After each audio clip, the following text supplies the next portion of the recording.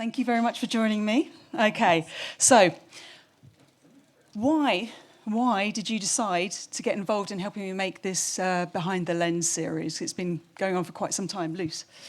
Well, QTV has always felt its sense of responsibility to stimulate the skills market, especially in Scotland, where we have a rather alarming skills shortage in a lot of the technical roles within outside broadcast. That is not just within Scotland. We understand that's within the UK, and I'm certainly not alone within QTV. All of the companies in this room have felt this skills shortage. So whilst we were busy addressing the immediate shortage through traineeships, through collaboration, through chat, then talking to the colleges and universities and all of that, we were all understanding, or certainly I was certainly starting to see that the problem went deeper, it went further. The long-term issue needed to be addressed, which was that younger people of school age were needing to understand that these were roles that they could aspire to and that they could aim for. And whilst we were organising a series of workshops for 9 and 10-year-olds in Glasgow as an outreach programme, you got in touch with me about Behind the Lens, and the timing couldn't have been more perfect because it was exactly what we were trying to do, which was create some sort of database, create an information centre for schools and education providers in Scotland, in the UK, and then ultimately around the world, to be able to actually start educating younger people about what roles you've got in this industry. And Helen, what about for NEP? Yeah, so for NEP, we recognise, again, and very much on the NEP Connect side, we've known for quite a long time that, there is a real shortage of younger people coming through. NEP UK have always been very proactive in having open days and getting the students of various ages from 15 upwards to come and have a look around to get an idea of what kind of different roles there were that are available. I actually questioned a couple of my neighbours' children who were, sort of 15 and 16 and said, which jobs do you think are available in broadcasting? And the response generally is a camera operator or a director. And there's nothing in between. And I'm sure while those two particular parties think they probably do create all of it, there's an awful lot that goes on in between, as well as in the background. So, your HR positions, your finance positions, everything else that's not necessarily on site all the time. And I think it's quite interesting. Well, I think a lot of us will have been involved in the accreditation for the Queen's funeral last year. And you're filling that in date of births. And I just recall looking at the list of the date of births and thinking, we might have a problem in like 5-10 years' time with, all sort of 60s or 70s kind of with the years that they were born. So there has been a lot of proactive with NEP group, and it's just really continuing that and making sure that people are aware that actually there isn't just two roles to actually to get involved in. There's plenty of other options. Yeah, absolutely, thousands of them. How do you see this video series? I'm bigging it up hugely, aren't I? How do you see this video series really helping young people, into the broadcasting arena as a showcase, kind of? Well, it's kind of simple. The problem that we have for young people is not complex, and it has a simple solution. The problem is they don't know that these roles exist. It is a simple case of what on earth can they aim to achieve for things that they don't know exist. And you touched on it. They know, when I have questioned 9, 10-year-olds, 15-year-olds, they think they're going to be a news broadcaster, actually. It's either or, especially if I talk about sports outside broadcast, they're just like, oh, if you can't be a professional sports person, there is no role for me in that world. So the videos ultimately are part of that very simple solution, which is just going in, really, really explaining to them at a very, very young age, actually, that what you're watching on TV translates to this role, this position, this position, this position. And then you can go much, much deeper and talk about how they're all really, really achievable roles. You don't necessarily have to have a 4-year degree for all of them. You don't necessarily have to have the most creative brain in the world, which I think sometimes can be a barrier to entering a lot of these industries. And actually, if you love sports, you can have a whole career in sports that doesn't involve actually having to be an elite sports athlete. Which is kind of a bonus, really.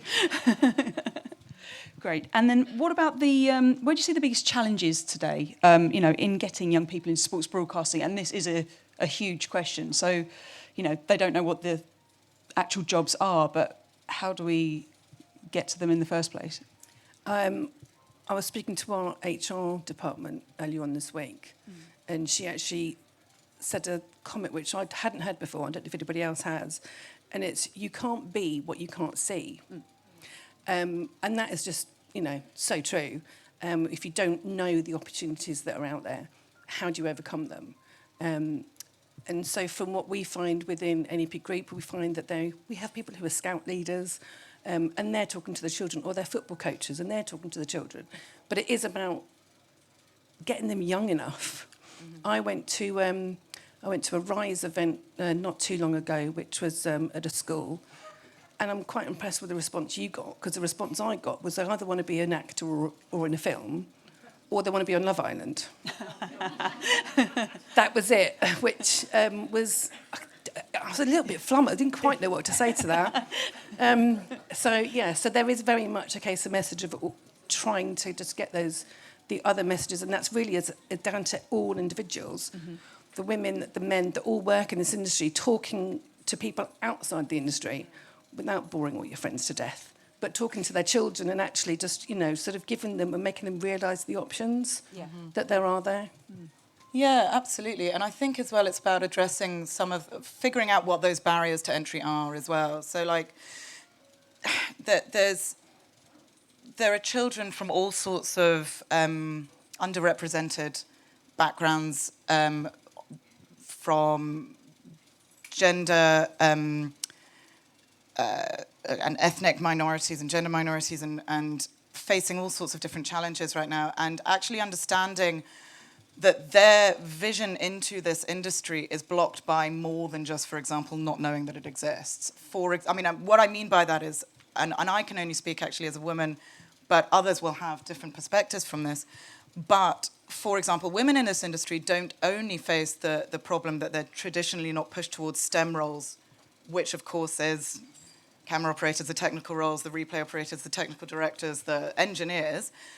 They're also, from about the age of 11 or 12-ish, sort of starting to see the world around them as exercises only as a means of weight loss. A lot of women and a lot of girls of that age stop playing group sports. They stop doing it for fun. It tends to mean they stop watching sports. And what we're finding, obviously, with our traineeships further up is that, yes, whilst we really, really, really want women into the industry, for the slightly more creative roles like replay operators, like directors, and actually to an extent camera operators, it is actually fairly important that they've watched sport, especially when it's, if you want to have a career in outside broadcast, that is largely sport. So if they've not watched any of it, it's immediately harder to get them into the industry. So that's just one faction of society. If you look at all the other barriers that we can't understand for other factions of society, start to understand them, and then when you're actually talking to the schools, creating the workshops, you can start to address that at the age of about 8, 9, and 10. And it really is. When we did our schools workshops, we had a week, and they were just stalls. We sort of had camera operator, vision mixing, racking, replay, graphics, lighting, rigging, for anyone who was very excited. We had a rigging station, and audio. And a school came in every single day. There were about 300 kids in total. There was every aspect of society represented within that age group, within 9. It was about 50% ethnic diversity. There was huge neurodiversity. It was 50% girls and boys. There was just everything there. And by the end of that, every single one of them had been engaged in at least one area of what we were talking about. So suddenly you're like, right, okay, we've got them. How do we then keep them? And then that's the next question. That's when you start talking to Education Scotland or, the actual education board and making sure that it's actually becoming part of the curriculum. And then it's a deeper problem, and I can't solve that myself. You're trying, yes. So I did want to talk about that as well. You've touched on that a lot, actually. But, we want to attract women to sports broadcasting, whether they're women that are acknowledged at birth or later on, people from, LGBTQ+, neurodivergent people, people from diverse backgrounds, working class, immigrants, everybody. There are so many roles, and it's not just the roles behind the camera or the creative roles, there are also a ton of other jobs, marketing, HR, heaps and heaps of things. So how do we tap into those more diverse communities? I mean, what you've done reaching out to 300 kids up in Glasgow is awesome. But I mean, how do we tap into those communities? How do we find them? Because that's what you hear, we advertise for a job, but how do we attract those people? People are like, I don't know, we just do this. We've done this for decades. When we have a job, we put it to an agency and they recruit for us. But how do we get those people? So one thing that NEP have been doing, they've been working with the Prince's Trust, and they've been working on something that's called Get Hired, and it's like they described it to me as a speed interviewing, and the people that come for the interviews, the only thing the interviewer knows is their name. Oh, they don't know anything about their background, they don't know their age, they don't know anything like that. And it's really then, there's been quite a few really positive responses from it. And a lot of it has really come out because actually you can just see the person for what they're saying in those 10, 15 minutes. Their eagerness to be involved, their willingness to want to learn. And that's really what we need. Yeah. We don't, the rest of it should utterly be irrelevant. So it's pulling those kind of people in. And from that, we now have, an editor that's in there. We have people who are working on Extreme E, who are doing that now. And they've come from that. Somebody's working on the Formula One. Now, they wouldn't have imagined that, I suspect, and their friends who they probably came along with for that particular day would probably never have thought that they'd have that opportunity. And that's what it is about. It's about getting the people that just want and have some eagerness and just a bit of enthusiasm. The rest of it is just doesn't matter. Yeah, I think as well, there's an element of... if you're a company of our size, or if you're which is slightly smaller, or a mid-sized company, you actually have to have enough people at a senior level who buy into this, who then get off their arse and actually start talking to the right people within those communities and going, have you got anyone who has any interest whatsoever in this world? And they go, well, yeah, OVS. And you go, okay, come throw them in. Let's come and meet them. Let's do that. You lower the barrier of entry immediately to anyone from... a different background, essentially. We've got to absolutely recognise, for example, that it's not best man for the job. That man had a starting point that is different from everybody else's. So if we just waited for everyone to come to our door and knock on our door, it would largely be, 99% of it would be young white men from a certain background. They are absolutely adding value within our company, and they're wonderful, and their attitude is brilliant. It's not like we're not hiring them. But I have to go out and find people who don't have the exact same skill set, who still aren't there. Their starting point has been further back. And lowering that barrier to entry, they're actually putting more effort into making sure that the job can be suited for them, whether that's through flexible working, whether that's through just finding the barriers, whether that's through... I don't know, someone who's got difficulty hearing and needing different things and different workarounds for their work, making sure that those barriers are slightly removed to make it easier. In terms of tapping into the community, I mean, honestly, talk to anybody from that community.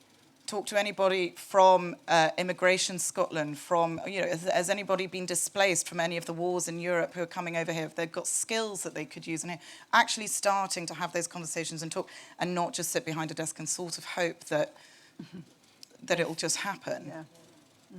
Fantastic. And finally, last question for you. How else, I know NEP is very active in reaching out to people, and QTV is as well, but how else are each of you working with companies in the sports broadcasting industry, but also beyond? Because I know you do a lot in Scotland, to give young people the exposure to the industry. So not just to tell them that it's here, but also to give them the exposure, maybe some training, maybe a bit more of a leg up.